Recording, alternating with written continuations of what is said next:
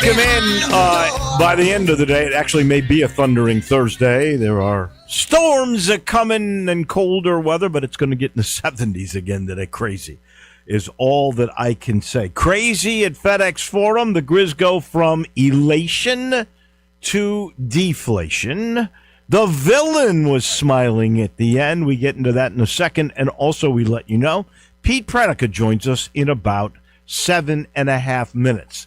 The Tigers and Charles Huff, who was on with Greg and Eli just a little while ago, they got their quarterback. We will chat here in a second about that. Here's to hoping for a Trinidad Chambliss repeat on that. And finally, the semis are here. It's Ole Miss. It's Miami. It's tonight in Phoenix. Bill Bender, the president of the College Football Writers Association, and the man from the Sporting News will join us. We will chat a lot about all of that. I did chuckle when I heard Lane Kiffin was described by Jimbo Fisher as being selfish. Well, that may be accurate, but is that not is that not exactly what Jimbo Fisher was when he left Florida State? I can't believe he made that statement. Just opened up the door for people to rap on him, to knock him down, because he left for big money, which I believe A&M is still paying him, unless that was a lump sum deal, and they can afford it. But my goodness, Jimbo Fisher has a habit of putting his foot into his mouth. I'm not sure if we'll have Jarvis Greer, but there was an interesting evening for sure in both the American last night and in the SEC, and we will get into that in our final segment of the day. In the meantime, before we talk Grizz, let's talk Ole Miss. Let's talk Miami. That's the first of the semifinals tonight. It can be heard right here on this radio station starting at 4:30. I think kickoff is, 6:30 in this game tonight, Landon Schmidt? Is that right? Yes. Yeah, 2-hour pregame show right here. Don't miss it. That should be fun to listen to. And then, of course, the big showdown. So it's time for us to make our picks. We went over the record on Monday. We'll wait until next week because tomorrow we make a whole bunch of picks. We'll pick Indy and Oregon, and we'll pick the NFL playoffs too. That will all come your way tomorrow in our pick section. But we got to do this game just to keep it on the record. So the line today is Miami by 3. And Miami, they've got a great defense. Do you know how many sacks the Hurricanes have had this year? It's staggering. Take a guess. It's certainly double digits, I know that. Big double digits. Almost half a century. 46 sacks on the year. That's impressive. So Trinidad Chambliss is going to be running. But you know what? He runs like... He's amazing. He runs like... You're a little too young for this. There was a guy who was the epitome of elusive, who didn't really run the ball, because back in those days in the NFL, when he was a Minnesota Viking, you didn't really run your quarterback. Mm-mm. The quarterback moved around just to buy time to throw the ball. There was a guy named Fran Tarkenton, who I believe went to Georgia, but he was best known as an NFL star. Fran Tarkenton, you couldn't catch him. That reminded me of Trinidad Chambliss. What is embedded in my mind was in the playoff game last week where I think the line of scrimmage was the 30. He retreated almost to the goal line. It was. And then found, I believe it was Lacey, for a first down. That's what he's going to be doing a lot of in this particular game. And don't say, because I think he's underappreciated, that Miami doesn't have a quarterback, because they do, in Carson Beck. But all that being said, you're giving Ole Miss 3 points, and I think really the wrong team is favored. I think Ole Miss is that good. I have been so impressed, not necessarily the first week, but the second week of the playoffs. I think there is something about that week off where you're a little bit rusty. Oh, yeah. But I give them all the credit in the world, and I think this run can continue.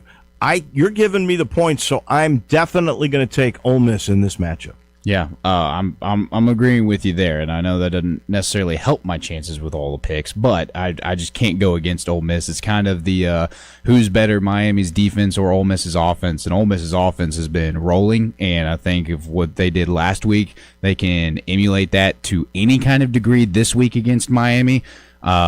Trinidad Champion's moving around and making plays last longer is definitely going to be good, because not anything against Julian Sand, but Julian Sand is more leaning towards a pocket passer than a kind of shifty scrambler kind of guy. So I think Ole Miss has got it in them. So I'm going to go with the Rebels too. All right, that's probably the kiss of death, consensus by both of us. Yeah. Ooh, we'll see. I can't wait for the game. That is for sure. And again, the pregame show starts right here at 4:30 this afternoon. All right. This just in, the Dolphins have fired Mike McDaniel. No big shock, right? We even mentioned that when John Harbaugh got fired, that his agent said he'd already received 7 phone calls. Well, at that point, there were only 6 coaches that had been fired. You know for sure that Baltimore wasn't one of those teams, so there had been a sitting coach that was going to be let go. Turns out it's Miami. I got to be honest with you. If I'm John Harbaugh and I've got all the different places that you could choose, Cleveland comes to mind, where I think Stefanski is the other guy that's going to get a job right away. Atlanta. I got to believe Miami, which had moments in the last couple of years, and is a place where they have definitely been really good in the past. There's tradition, there's history. It's Miami, for goodness sake. Isn't that the perfect place for John Harbaugh? It just makes so much sense to me. If I were choosing, Landon, would you pick a different place with all the openings? Because I think John Harbaugh is going to have a choice here. He or Stefanski, both. I think Miami's the perfect place for John Harbaugh. Yeah, I have heard that would be good, but I've also heard the Falcons might be a good destination for him as well. I think I would choose Miami over Atlanta. Between the two, yeah, I think I would go Miami as well. Yeah, I if he's got the choice, which I kind of think, I think he does. He definitely has a say. And I think Stefanski's got the second choice, right? I think he's been contacted by a bunch of people. He's 2-time coach of the year, for goodness sake. Mm-hmm. That is crazy. And so now we'll have to wait and see, because the carousel is definitely going to keep on moving. All right. I'm sitting in the Family Leisure Studios. We know we are going to be chatting with our good friend Pete Pranica, the TV voice of the Grizzlies, here in just a moment. As I sit in the Family Leisure Studios, and I need to call Billy and Lindsay to find out what's going on, because we still have, and we've had it for a month and a half now, the hot tub and swim spa clearance sale, where the best part is the in-stock patio furniture is up to, at some point, I think I saw 70% off. You got to go in and see the place. It's gorgeous. And they're moving stuff in and out all the time. Spring stuff, believe it or not, and I know we're in the middle of January, is starting to trickle in. But if it's on the floor, you're going to get a huge discount.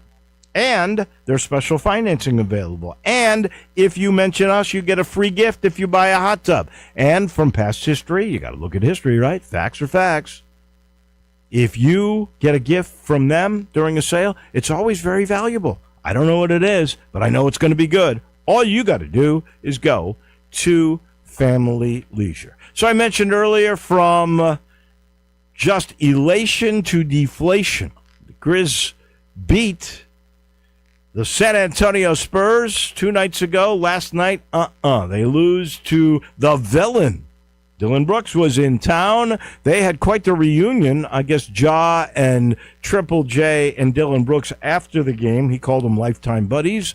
Good morning, Pete Pranica. What'd you think about last night and the Dylan Brooks performance?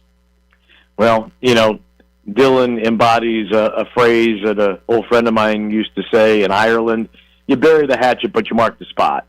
And Dylan always wants to play well against the teams that that he's no longer associated with, and he wanted to remind everybody what what an excellent player he is. And so, he got a volume of shots up early. And, it's kind of Dylan being Dylan. I mean, he's a great personality, but, we saw him in Washington because Phoenix was in town to play the night after. Great to chat with him as always. And Phoenix, if the shoe's on the other foot, we'd call it a professional win. You're playing a team that is severely shorthanded on the second night of a back-to-back.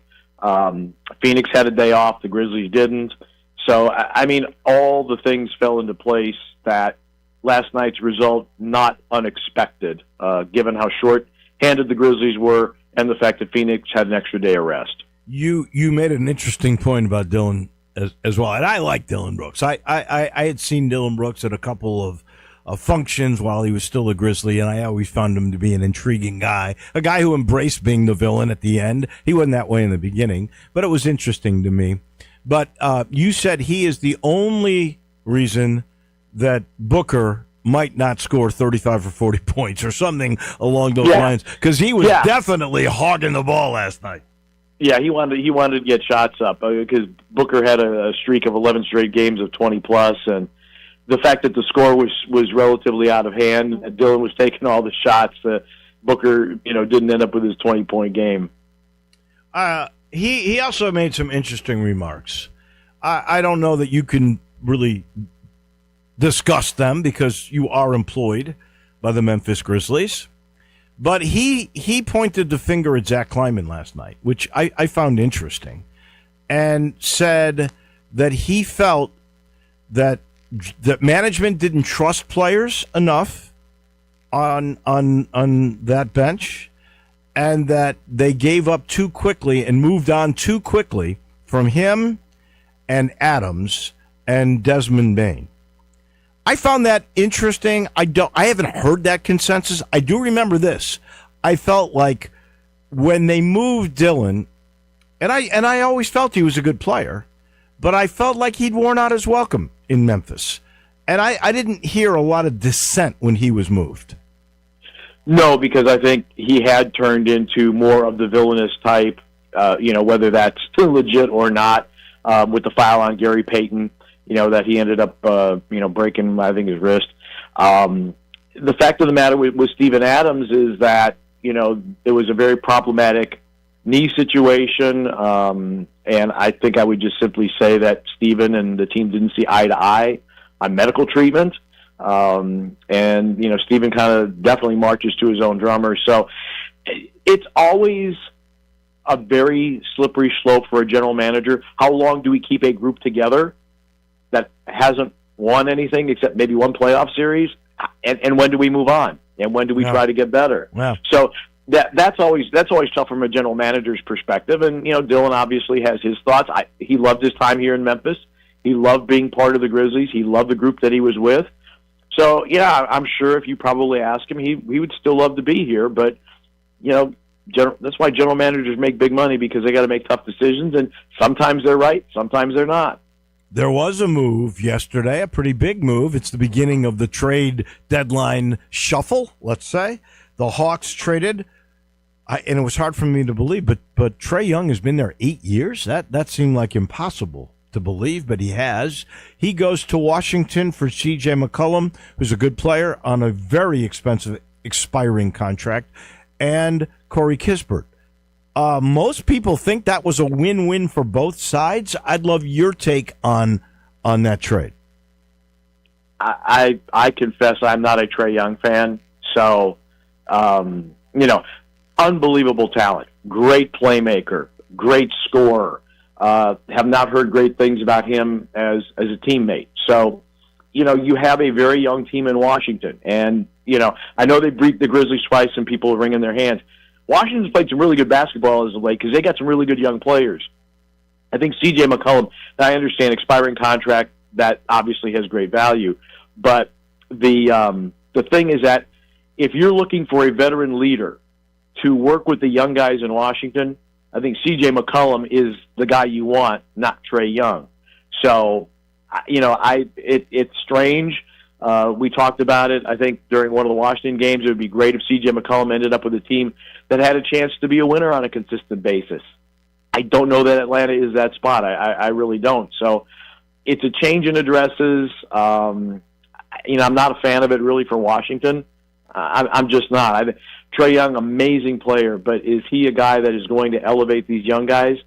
I don't know. I don't see it. Well, I do think it's a win for Atlanta. I'm with you on this one. Trae's a really good offensive player, but all the metrics show he's a detriment on the defensive side, and that's not going to change. The guy's been around for 8 years. There's a really nice young core in Atlanta. You bring a guy like McCollum in, probably just for this year, to be honest. I think it's a win for Atlanta. If I were grading this trade, I would think Atlanta got the best of all of it. Now, this is just the beginning. You see any other big trades coming, and do you think the Grizzlies will make a move? I'm not convinced the Grizzlies are going to make a move, and it's for the simple fact that I believe that Zach Kleiman and management, they want to see what this roster that they assembled, which is a really good roster, hasn't played together. Ty Jerome hasn't seen the floor. Zach Edey's only played 11 games. Scottie Pippen Jr. hasn't seen the floor. So, again, as a general manager, how can you evaluate what you have when they haven't played? It's really a difficult situation, and, do you want to start shuffling pieces when the puzzle's incomplete as it is? So, I don't see it. Obviously, there's talk around LaMelo Ball because he's putting up great numbers in Charlotte, but again, he kind of falls into that Trae Young category. It'll be intriguing to see what happens. I just don't see the Grizzlies doing anything in a major way. I think they're hoping for good health, and if you get this entire roster together, keep our fingers crossed. You could definitely be in the play-in, and once you get there, see what happens. But where the Grizzlies are right now, there were 11 guys initially listed on the injury list yesterday. Yeah, crazy. Yeah, it's really hard to move forward with that. And like I said, you start making moves, but you're making moves with an incomplete puzzle. So I don't see it, but then again, I'm not the general manager. Well, your point's well taken. I think I read this, though, because your statistical knowledge blows me away in these broadcasts. But I believe, there's three main cogs here, right? There's Triple J, who's played most games. There's Ja, his availability has not been much. And then there's Zach Edey, who, of course, has not been available either because of two different injuries. I believe that Ja and Zach have played together for a total of 4 minutes this year. Is that correct? I think it might be 5, but okay. but the point's well taken. Yeah, the Edey came back in the road game at Cleveland. And Morant got injured about five or so minutes in. So yeah, that's the only court time they've shared. So you really don't know what you have. If you ask me, what do you have with the Memphis Grizzlies? Well, when you look at the entire roster, I don't know, because your key free agent acquisition hasn't played. Your backup point guard who had a breakout in the playoffs last year, he hasn't played. John Morant has been available for I don't even think half the games. So. You really don't even know who you are, and Tomas Isolo is like, we're trying to make good with what we can, but we're a little shorthanded. I have to ask you, they're 10th right now. Obviously, we get everybody back. You could make a stretch run here and get to 6, which is where you want to be for the playoffs. But at 10, you're still in the play-in. However, you're only 2 games ahead of both Dallas and the L.A. Clippers. I'm not a believer in Dallas with a rookie and a center that doesn't play, but I am a believer maybe of the Clippers if they're healthy and motivated. Do you worry about the Clippers? Do you think at this point, if the Grizz don't get many people back, do you think they make the play-in? I think if they don't get people back, if the rash of injuries continue, I think you're looking at a 9 or a 10 seed. The one thing that I am less a believer in the Clippers is that they're the oldest team in the league by a lot. And, how are they going to hold up? How is James Harden going to hold up? Is Kawhi Leonard's knee going to hold up? Because we've seen, that happen too. Right. So, and if all else fails, the Grizzlies have the tiebreaker over the Clippers. So, yeah, at least they have that advantage. But yeah, if you get everybody together, I think 6 might be a really, really heavy lift. You'd have to go on an incredible hot streak. But, if you can get yourself even to 7 or 8 where you got 2 chances to advance through the play-in, I think that might be the best case scenario. In the West, OKC is starting to look human. Obviously, at the top, you've still got San Antonio and Denver. Both those are super teams. Then comes the Lakers. Are they for real? Can they hold up? Is that Luka combination with LeBron, who's playing pretty good again? Are they going to be the 4th team? Can they move up? What do you think of the Lakers? I mean, the Lakers are a mixed bag. Some nights they're amazing, and other nights their defense is just awful. So it's going to be a matter of how well they focus on the task at hand.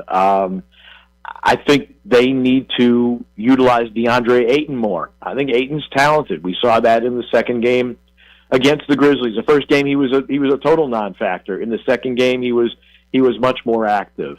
And even some people have suggested that maybe the Lakers need to go out and get a better center and upgrade over Ayton. That certainly would help them there. The issue that the Lakers are going to have is that their bench is one of the least productive in the NBA. So once you get past their starters, there's not much of value coming off the bench. There just isn't. But if Austin Reeves comes back and continues his strong play, I mean, the Lakers potentially are a top 4 seed for sure. I guess so. In the East, you got Detroit. Cleveland's been a disappointment. The Celtics are surprising. 10 games over 500 with all the injuries. No Jason Tatum.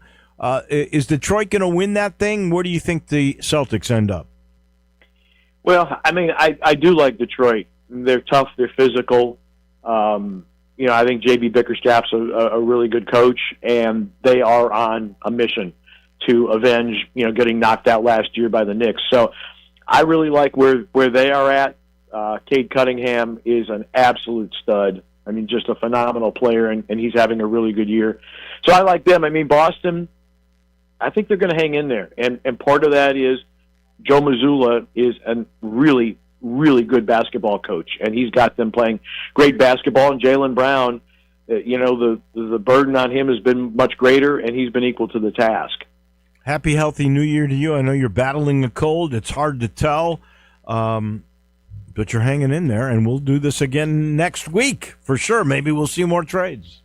Sounds good. Thank you. That's Pete Pranica. He is the TV voice of your Memphis Grizzlies. He's brought to you by Shell Dunn. With the firing today of Mike McDaniel in Miami, it's amazing, all the coaching turnover, which is exactly what Sheldon Rosengarten has been talking about. With a season where coaches are packing their bags and moving left and right, Sheldon Rosengarten with Mark Spensdorf says he's seen it in the real estate business too. When someone's got a house that won't sell, they fire their agent, they grab someone from another company, and before you know it, you got to fire that one too. This is why he always says, talk to 2 or 3 real estate brokers, give them a chance.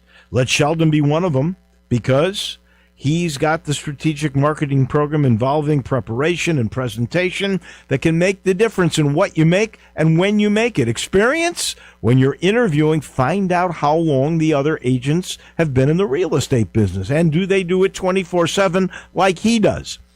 He started when he had hair, but he still works with a lot of younger people because it's beneficial to the clients, and especially when he works with people moving into town through the company's relocation network. Remember, people often say you want the job done, you call Shell Dunn. It's simple to get a hold of them, 483-0546, or MemphisRelocate.com. That says it all. MemphisRelocate.com, or again, 483-0546. He's standing by 24/7. He gets the job done. That's why they call him Shell Dunn. Shell Dunn Rosengarten. We take a break. We're heading to Columbus, Ohio.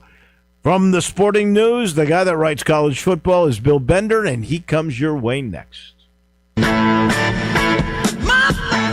Start your day with Sports 56 Mornings with Greg Gaston and Eli Savoy. Weekday mornings from 7 to 10, right here on Sports 56 and 98.5 FM. Hi, Hi, folks. Bill Russell at Russell Brothers Fine Jewelers, and I hope your new year has started out in a great way.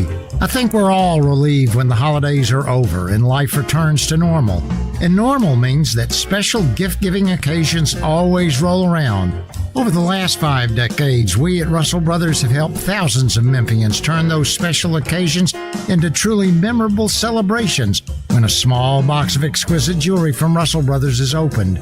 Beauty, quality, value, and service are what we have offered to our friends and customers for so many years, and all of that is wrapped together in the stunning jewelry you'll find at Russell Brothers Jewelers. Whether you're looking for a very important piece of jewelry for a big occasion, or perhaps just a trendy, whimsical piece to make her smile, we can help you. Remember, beauty, quality, value, and service are our offerings to you every day for every occasion. Come see us at Russell Brothers Fine Jewelers, 4646 Poplar at Perkins. Maria's Cantina in South Haven is not your average Tex-Mex joint because they're serving up Mexican with a twist. Maria's Scratch Kitchen is the most creative and diverse menu around. Beyond the traditional huge quesadillas, chimichangas, and fajitas, Maria serves up hand-rolled Latin egg rolls, Cajun and Creole items like catfish, gumbo, and boudin balls, as well as the best sandwiches and 8-ounce burgers in town. Wash it all down with a house margarita for only $5.50 and happy hour every day till 6. MariasCantina.com, 6717 Airways, Mexican with a twist. Admit it. When you start thinking about tastes of Memphis, you think treats, sweets. You think Dinstall's. For 122 years now. What is that, 5 generations? When people wanted something to bring to a party that will just make everybody happy, they bring out Dinstall's. 122 years of cashew crunch, of heavenly hash, of turtlettes, of their award-winning fudge. That's worldwide. It's known that well. Then there's the milk chocolate. It all starts there. There's the double-dip peanuts. And then every fall, those famous chocolate-covered strawberries with that fondant. And they won't tell you what's in the fondant, but it makes it oh so special. And easy to get to. 5 locations. There's where they make the candies in Pleasant View. There's Germantown. There's Collierville. There's even one downtown and in my neck of the woods in Laurelwood. You know what? 122 years made in Memphis and enjoyed by the whole world. Dinstall's. Listen each and every Sunday morning at 10 a.m. and join Ottawa Presbyterian Church for worship. Ottawa is a PCUSA church located in Midtown Memphis. Now back to Wolo and Friends on Sports 56. Here once again is the voice of the Tigers, Dave Woloshin. All we hear is Radio Gaga, Radio Goo. We had the Columbus, Ohio, Bill Bender from the Sporting News, president of the College Football Writers Association, joins us now. Bill, I saw this thing today, and it just made me chuckle, but I got to ask you about it, especially since you wrote this story in the Sporting News. What if Lane Kiffin had actually not left Ole Miss? And I thought it was interesting. And then Jimbo Fisher today comes out, this ironically, he says how selfish Lane Kiffin was. Here's a guy that left Florida State for A&M, but he seems to have forgotten that. But your thoughts on all of that, and good morning and Happy New Year. Hey, good morning. Good to talk to you, Wolo. Yeah, I mean, I wrote that yesterday, and then, Jimbo said what he had to say, and I really believe it just kind of just struck me. Like, imagine if he was walking out that tunnel tonight. And I think he'd be revered in some ways for what he's been doing at Ole Miss, and now he's not only a villain. Our own Mike DeCourcy wrote about the Steve Fisher comparison, which is being made a lot when he took over for Bill Frieder in 1989. There's some really good stuff from DeCourcy with Fisher there, the other Fisher. And, it's amazing to me how much it changes. And some of it's calendar, but a lot of this is Lane. Well, it is. And, he embraces, for whatever reason, well, he's forced to now. He embraces this villain role. He always did with his little tweaks, and I think he was trying to be a little bit like Steve Spurrier. He doesn't do it quite as efficiently because it seems, I guess, more mean-spirited. I don't know. But in the long run, I believe they would have erected a statue for Lane in Oxford, and now he's just a mercenary. I don't know. Do you ever think Lane Kiffin, I guess if he wins a national title maybe, but does he regain the image and the fondness that people were having for him toward the end of this Ole Miss run? Will he ever get that back? Probably not. I mean, that's reality, in my opinion. Ole Miss had with him since 2020, one of the more remarkable things was they had, I looked this up, like the 7th best record among the power schools in college football. Like right in there with, not quite as good as like Ohio State and Georgia, but right there with Michigan, Notre Dame, Oregon, an elite program that he's built there, and then he leaves. I understand the why. I think we've talked about this where, yeah, I get it. 3 coaches at LSU have won national titles this century. In theory, you would say it's easier. But, as this 12-team playoff has proven, and I've said this all week, and I'm a basketball guy too, you look at the Final Four, that looks like a men's Final Four. Like a men's basketball Final Four where a couple 1 seeds didn't get through. Yeah. And by the way, look this up. Since 2014, the only number 1 overall seed that has won the NCAA men's basketball tournament, not just the number 1, the number 1 overall was UConn in 2024. What? That's the only one ever? No, since 2014. Oh, since 2014. So if you match it up with like how the playoffs started in college football. So, I see. I mean, okay. Yeah. No guarantees. And that UConn team was probably the only one where we looked at it before the bracket and said, yeah, that's going to happen. Yeah, that was a spectacular team 2 years ago. No doubt about it.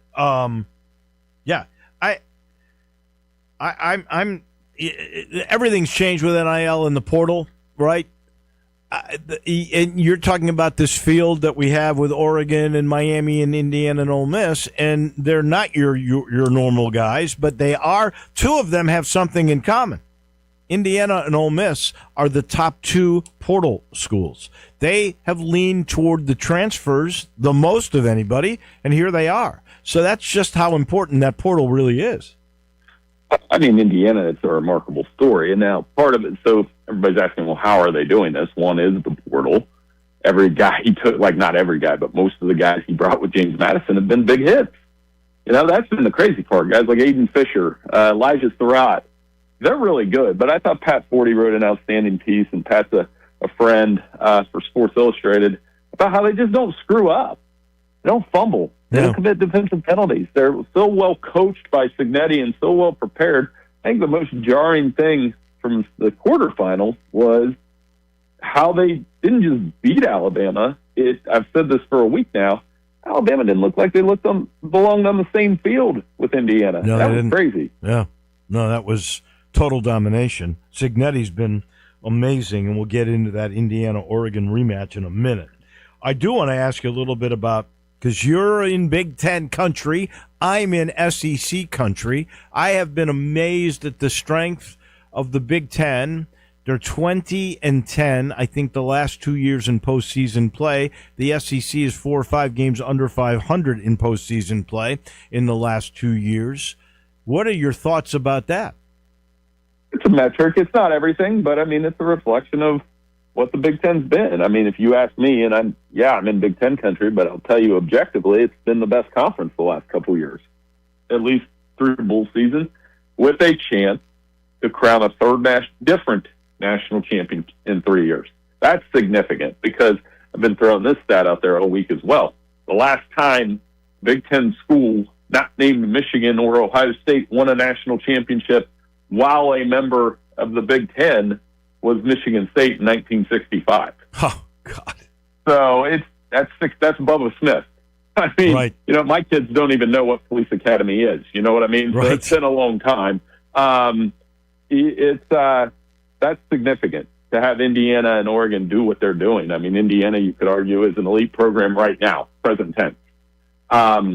Oregon has been that with Dan Lanning. So, and they're going to have a third crack at it. So it's been really dominant. I mean, the game I point to that I wasn't surprised at all, and I guess it reflects the dominance, like there was zero surprise for me that Iowa beat Vanderbilt. None. Because, I mean, that Iowa's a very solid program in that second tier in the Big Ten. Probably doesn't get recognized as much. The reason why you would have to be picking a Big Ten team here is they got the best odds. They've got a definite team in the championship game. Either way. Right, and that team will probably be favored either way. I think if Indiana wins, they'll definitely be favored in the national championship game. If Oregon wins, probably. I mean, the line will probably be short against Ole Miss, and perhaps Miami would be favored if Miami wins tonight. And, that's why this Final Four here, there is a compelling reason for everybody. This rebirth of Miami. I know Mario's emphasizing that we're here and not back, but it's impossible not to look back at, those Miami teams from the 80s and 90s. Oregon been here for a while now, and Ole Miss, obviously, we just talked about it. The fact that they could win a national championship without the guy that started as the head coach this season. The Trinidad Chambliss story is amazing, isn't it? I mean, the guy goes from Division II Ferris State, gets a championship there. Lane Kiffin sees something in him. He's not even the starter. Austin Simmons is. He gets injured. This guy gets a chance. It's a little like Wally Pipp and Lou Gehrig.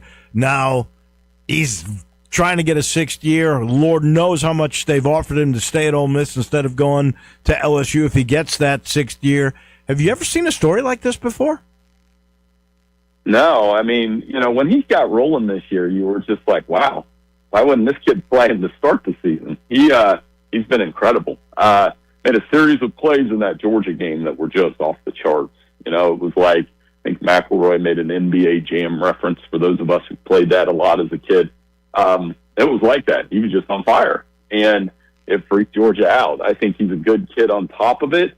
I don't know what the way in on the potential for a sixth year, obviously. I don't either. I think it's 50-50, honestly, Wolo, whether he'll get it. But I know he's good for college football. He's good for the game. And, it's one thing to get in the portal. It's another to come from Ferris State and do what he's doing. So can we build this game tonight? Offense versus defense. You got Chambliss and his friend Tarkenton moves and all the stuff that he does against a Miami defense that has been unbelievable. 46 sacks this year. Can they catch him? We're going to find out. I mean, I think that's the key. Miami's pass rush has been so good in this playoff. They just dominated Ohio State in the first half, especially. Reuben Bain, incredible player. Akeem Messidor, incredible player. Miami has 12 sacks in 2 games. They did this to Marcel Reed. They did this to Julian Sayin last week. Julian Sayin, a Heisman finalist. Right. So, I mean, it is. To me, it's can Ole Miss force the tempo, get off to a hot start, and make Miami uncomfortable offensively. If they do, they can win this game. Do you think Carson Beck gets overlooked? Like, there's no respect for this guy. All he does is win. I know a lot of people might have been surprised that he left Georgia to come here. He's gotten redemption here. He's been amazing. He's got him in the semis. Why does Carson Beck not get respect? I don't know. I don't really know the answer to that other than he just does the right things at the right times. Like, I guess it's probably a statistical thing, right? Like, you look at his numbers through 2 games and you're certainly not blown away. But I will say this, against Ohio State, who had defense with All-Americans all over the place, he didn't make mistakes. Threw the ball down. He hasn't made mistakes since that SMU loss. He's played very well. One of the things I said during that game, he took a couple sacks, but I was like, his sacks were actually smart because instead of, throwing something into traffic in a tight game. So he's played very well, but this is what I'm saying. If Ole Miss can get out to a quick, 10-0 lead, something like that, then you've got to see him take more chances with the football, and then we're going to find out. But to this point, yes, he's been brilliant in this playoff. Their running game's been good. Mario, I mean, for all the things that Mario Cristobal does, one thing he does as good as anybody, and it's shown up in these playoffs, he builds from the offensive and defensive lines, and both played fantastic football. Are you impressed with Pete Golding as the head coach for these last 2 games? How can you not be? I mean, he's doing this, and we talked about the Steve Fisher comparison, but just the way to keep things together when you don't know what coaches are going to come in and going. Right. That's got to be the hardest part. Something I can't gauge how that will play into tonight, having a couple position coaches not be there, because the prep for this is so intense and down to the minute and the minutia of it. Who took over those position groups, we're going to find out. But on the defensive side, the passion with which he's coaching, a great story. And all of his press conference, he's saying the right things. He's just being a good person, and you like to see good people have success. These staff issues are unprecedented. I've never heard of anything like this. So it is a part of the story for sure. All right, give me your prediction. Who wins that game? Got Ole Miss tonight, 27-24. Don't feel great about it. I think Miami absolutely could win this game, but I just think if Trinidad Chambliss can do what he's been doing, and remember, it's not like they haven't played good defenses this year. They caught LSU when LSU was still, up this year. They caught Oklahoma on the road and won. So I think they can go into this game, and if they don't turn the ball over, this bizarro story with Lane Kiffin, you and I will probably be talking about it for another week. Because exactly. Who knows what happens in Miami if they win this game. Well, myself and Landon Schmidt both picked Ole Miss, so we're all on the same page here. Indiana, Oregon. Indiana went to Oregon early, midway through the year, and they dominated that game, and this is on a neutral. I don't see anything changing here. What's your thoughts on that game? Same. I think it's going to be tight, though. Oregon, if they make a couple plays, and they're going to go for it on fourth down. They went for it on eight times on fourth down against Texas Tech, and they looked really good defensively. This is a 50-50 game, too. I just think Indiana, for all those reasons I mentioned, if Oregon's thin at running back, I think Indiana will get a little bit more in the running game. Fernando Mendoza was on point, and there's your national title game. I like them by a touchdown. So we get Indiana, who came into the season as the worst Power 4 program by winning percentage of all time, versus Ole Miss, who with Lane Kiffin not there, carrying the banner for the SEC. So I think that's your title game. But if it's Oregon-Miami, I'm not going to sit here and beat myself up because I could actually see that happening too. This Signetti story is just absolutely amazing. When Indiana gobbled him up and gave him that huge extension after really one good year, I was shocked. But obviously they see something. They're there all the time. They see practices. They understand what he is so good at that most of us can't really see. But man, this is an unprecedented story in that this guy from nowhere, from James Madison, comes and dominates the Big Ten, wins that thing, and is the overall number one seed in this thing in 2 years. It's amazing. Unprecedented, all those things. It's going to get tossed around a little bit if they win this week, but the idea that this is the greatest turnaround in the history of North American sports, and that's not hyperbole. You think about it, you're like, there's not really a basketball program. Calipari got UMass going, obviously, but it's not quite like that. It took a minute. This would be like the Browns going 17-0 and winning the Super Bowl next year, depending on who they hire. And I can tell you, somebody who lived in Ohio my whole life, I'm not counting on the Browns to win 20 straight next year. No, it's great. It's unreal. Well, we'll have a championship game to talk about next week. I know you'll be in Miami for that one. Bill, we appreciate your time. Happy New Year, healthy New Year to you and your family, and we'll set up that championship game next Thursday. Hey, sounds great, Dave. Thanks for having me on. I'll talk to you next week. You got it. That's Bill Bender from the Sporting News. He's brought to you by ATC Fitness, family owned and operated. It's a great local story. 18 different locations.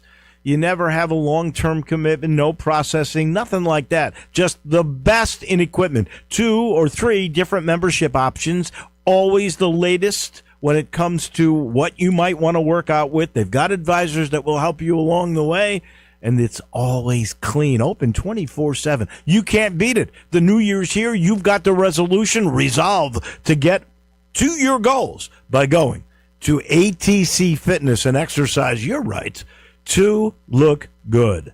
We come back in a minute. We're going to try to hook up with Jarvis Greer. If we don't find Jarvo, we're going to talk a little bit about the SEC basketball, American basketball. Oh, and the Tigers got their quarterback. That's front and center. When we come back in just a minute on Wolo and Friends.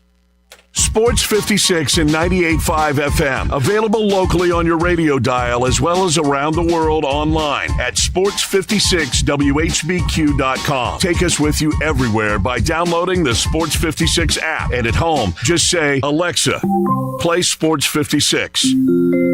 Wherever you are, it's easy to stay tuned to Sports 56 and 98.5 FM. Billions. At NST Law, we're talking billions and billions. Corey, call on line 3. We're talking billions. At NST Law, we've won billions of dollars for our injured clients.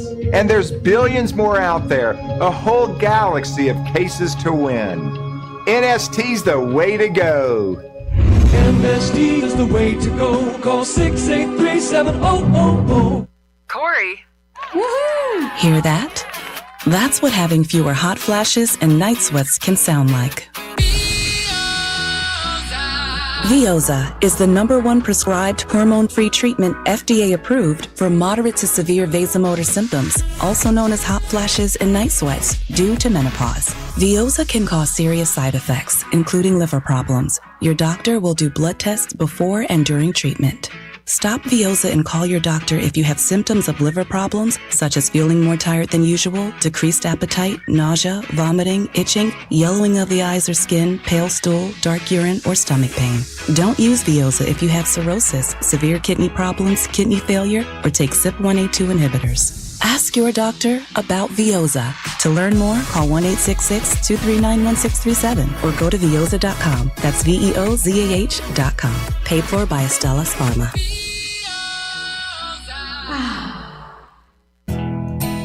Nestled in the heart of East Memphis, located corner of Park and Cherry, is a beautiful residential neighborhood. I'm here at Town Village Audubon Park interviewing a new resident, Carolyn. Share with us why you chose Town Village. Well, if your parents or special friends need to make that big move, let me share with you my experience. It was tough for me to leave home, but then I discovered Town Village. I would like to highly recommend Town Village to you and your loved ones. After looking at all the amenities and meeting all the people and staff, I was hooked.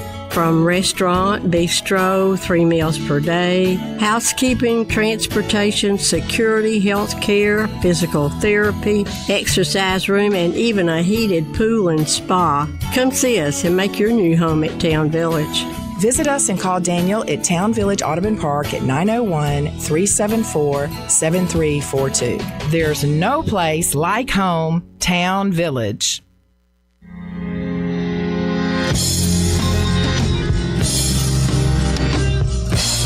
Now back to Wolo and Friends on Sports 56. Here once again is the voice of the Tigers, Dave Woloshin. I don't know. I've been trying to get a hold of Jarvis Greer all morning. I was figuring he was in some all-inclusive place, high dollar, in the Bahamas or somewhere in paradise. Where are you, Jarvis Greer? Where are you? I'm on the island, baby, living life. You're on the island living life. Okay. Yeah. Well, I was worried about you because I couldn't get a hold of you, but now I know you're okay. And I'm glad to hear that. I want to talk Tigers and Grizzlies with you. I want to start with the new Memphis quarterback. Charles Huff was on with Greg and Eli this morning. He couldn't talk about young Marcus Stokes because apparently he's still here on a visit, but from all we know, it's been reported he's signed, so I'm not sure. He's a Division II mobile quarterback from West Florida. All the rage, huh? Division 6'2", yeah. Let's hope he's a Chambliss repeat. 6'2", 215. He has 2 years of eligibility left. He passed for almost 3,300 yards and 30 touchdowns, ran for another 367 yards and 10 touchdowns. So he was in on a total of 40 touchdowns and, basically about 3,700 total yards. He was a finalist for the Harlan Hill Trophy. That's the Division II Heisman. He was the Gulf South Conference Player of the Year. He was a 4-star recruit out of high school. He signed with Florida. apparently he did some sort of an Instagram with a racial slur, and so He did a rap video. It was a rap. Buddy. Yeah, it was a rap song. Yeah. Right. Yeah. And there was a slur in there, and so Florida dropped him. So that's why he went to West Florida. And again, he's going to have 2 years of eligibility. Your thoughts about this guy? Well, I think that you're mining. You're going into the mine searching for talent wherever you can get it. And the quarterback room is decimated at Memphis with everybody hitting the portal and hitting the road. And then you look and you see this guy is available, and you look at his resume, what it is, and his resume is excellent. And then you see, wow, what's this with the racial slur? But then you look, okay, who's the head coach at Memphis now? Charles Huff. Right. And and if this is some sort of really big deal, I mean, Florida had DJ Lagway coming in at the same time that right. That this kid was available, and so they could afford to. Okay, adios. They don't have to deal with that. But that's been a couple of years now, so that's water under the bridge. And I don't think anybody else minds because if you're making a rap with your buddy, what's in rap today? If you listen to rap, right. I know you're a heavy rap listener, Dave. No, but I got a son who writes beats and has. Okay. Good. He's got Make some. mad beats, he's huh? got some hip hop stuff. So. Okay. I am not a devotee, believe me, but you still have Perry Como on your iPod, right? Look, I know there's all kind of cuss words in every rap song, so expletives galore. So I do think it hurt him though, because not only did he get dropped by Florida, but in this new opportunity for him. Memphis beat out Syracuse and App State, so it's not like he was getting as much interest as maybe he would have. So that's a big plus for Memphis. There is another quarterback in the room now because Charles Huff also apparently signed USM quarterback. And look, there's like 10 or 12 guys from Southern Miss on this team. Yeah. His name is Denzel Gardner. I don't know a thing about Denzel Gardner, but my wife said, they signed Denzel. Oh, my goodness. I'm going to all the games. Yeah. But she's a big Denzel Washington fan. But of course there's going to be a lot of guys coming over from Southern Miss. That's kind of how this thing works, right? Right. Of course, when Ryan Silverfield goes to Arkansas, and we've seen a bunch of Tigers transfer over there and hit the portal and go there. We still don't know about Southern Smith. That seems to be what's going to happen. No, we know about Sutton Smith. He's at Arkansas. He went with Breland and A.J. Hill. I was really surprised about A.J. Hill, to be honest, because he didn't get much of a chance here with Ryan and with Tim, and they're both there. Frankly, the same thing with Sutton. If you notice, Sutton's touches at the end of the year became less and less. They took him off the punt return team. I was a little surprised Smith went there. With Breland, no surprise at all. That guy's a great. He's a monster. And I think he's got 3 years of eligibility left. So yes, he does. I don't. That's a really good get they got for the money Arkansas. to pay him at Arkansas. Yeah. Offensive linemen are at the top of the list. You need offensive linemen and you need defensive ends. And if you want to be successful, you need hogs. Period. Both sides of the line. If you want to be in the hogs in terms of big people, you know what I mean? Well, like, Charles Huff said today his big priority was defensive lineman. Now that was next on his list. Right, and so I think it's a really good get for Memphis. Looking at it on paper, of course, Division II. I checked out some of his highlights on the Twitterverse there and see, he gets rid of the ball quickly. That I think is his main asset, and he's accurate. So if you are accurate, number one, you have to be accurate. You got to hit them when they're open. Number two, his release is quick. I mean, he can throw that thing from what we saw on Twitter now. That of course everybody's highlights are great, if they're putting their highlights out there. But he boom, 1-2, boom, ball's gone, or 5-step drop, ball's gone when he sees his target. That is an asset, and he's accurate. So not the biggest guy, 6'2" is not bad. And he may not be the runner that our last quarterback was, but he can definitely move out of the pocket. And he's got 10 touchdowns on the year, so he's on the ground. Oh, almost 367 yards. 360, yeah. So he can run some, and if he runs good enough to get out of to get out of trouble, great. Runs good enough to pick up first downs, great. And then let's see how the rest of this goes. But at least you got somebody that looks like they're the guy. Could be the guy. Let's see if that's the last QB signed. Because remember, the Old Dominion OC, I thought he was bringing his quarterback with him. I don't know if that guy has been signed to something bigger or not, but he's quite the quarterback too. We shall wait and see. Last night, Grizzlies, after coming off a great win over San Antonio, hard with limited people, back-to-back, and they just were never in the game against Phoenix.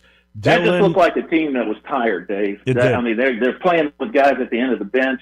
Jaren Jackson Jr. trooped it out playing sick, and he looked like, he was trying to get away, but he looked like he just ran out of gas on a back-to-back. And if you're sick trying to play, he tried to play. And so kudos to him. Good on him for that. Kudos, as former Grizzlies general manager used to say. But they just had nothing left. And if you're trying to depend on Cam Spencer to be the one to carry you through, 2 games in a row like that, and he's got to be the one to do it. That's just not. It's not sustainable. No, he's a good story, but he's then Vince definitely was not a out star. again. Ja was out. Vince was out again, and we thought he might play. And coming off a great effort the night before in the Spurs game, guarding Stephon Castle, who's a great player for the Spurs, and so they just had nothing left in the tank, and let they me got ask to you. be used and abused. Last thing, because we're running out of time. Dylan Brooks made What a some bummer. made some pretty interesting remarks at the end of the game, or as he is wont to do. when he said management, and he was pointing the finger at Zach Kleiman, doesn't trust the players, and he moved too quickly away from him, from Adams, and from Bain. Your thoughts? Well, Dylan being Dylan, he's going to say what he feels, and that's great. More power to him. I think that that's part of that, or a large part of that, was a Dylan problem, or what he feels in his head, because he felt that they moved off of him too quickly. But we all know what happened at the end of the year, and he kind of embarrassed himself in the franchise in the playoffs, making all those statements about LeBron, and then getting torched, and then leaving the locker room early. And that didn't help his cause. But you took the tough. Everybody's got to have somebody on the team that's crazy, right? In the NBA, you got to have somebody that just will do anything, say anything. But when he's on the court, Dennis Rodman. When he's on the court, he is a killer. You know what I mean? Yep. And Dylan was that for Memphis, and it kind of the welcome mat kind of got a little worn there at the end, and so they made the decision to moving off some of the other players to go young is what Zach Kleiman did. Hey, that was a decision that they made, and that may have backfired. But, look at DeAnthony Melton. I haven't really seen much of DeAnthony Melton since he went to Philadelphia. No, I agree. From Memphis. Well, and the bottom line is, if you really... And he didn't perform in the playoffs. He was great during the regular season, but he didn't perform in the playoffs. And that was a decision that they made. Now, they hit in the draft on a lot of these kids, a lot of these guys coming out of the draft, but then they can't stay healthy. And that's the main thing with the group. They just cannot stay healthy. If you're honest about Dylan, too, by the time... I like Dylan. I'm not saying anything. No. I did too. But at the end of his reign here, I don't think there were very many people that were sorry to see him go. He is a great player. He's a funny character. I like him. Great character. But I remember this. I was not sad when he left. We're out of time, my friend. Oh man, happy, we healthy. need more time, Dave. I know. Well, I didn't know you were going to be with us. I sort of shortened the segment. Don't say it like that. No, you know what I'm talking about. You didn't answer your phone. You didn't answer your phone or your texts. I thought you were a no-show today down in the Bahamas. Anyway, we'll talk more next week. Thank you, my friend. Dominican Republic, baby. We'll be there in a few months. All right. We'll talk to you next week. Thank you. Happy New Year, Dave. Happy New Year, everybody. Jarvis Greer, brought to you by Ken Garland Custom Home Builders. Ken knows what a big deal it is. You're building that dream home, or maybe you're going to renovate because you don't want to leave, but you want the new innovations. You want the movie room with the speakers on the wall, the big screen, and theater seating. You want the island in the kitchen. You want the California closets. Who doesn't want those? He can put them in. Renovation with Innovation. He knows about how you do all of that. Say you got land in your family, you're ready to build that dream home, you're not sure how to utilize it. How about 3 generations and 78 years of experience? That's what you get with Ken, and William now is in the business too. Just go take a look, kengarland.com. You'll see what I'm talking about. Call him because he's really interesting to talk with. And know this, when the job is done, maybe 6 months later you got an issue, he's there. The job's never done with Ken. He'll tell you himself. Ken Garland, Custom Home Builders. We make picks tomorrow. We've got our good friend Andy Schiffman. We'll talk more NBA and a whole lot more. That's tomorrow. Right around the corner is Johnny Radio, so don't go in.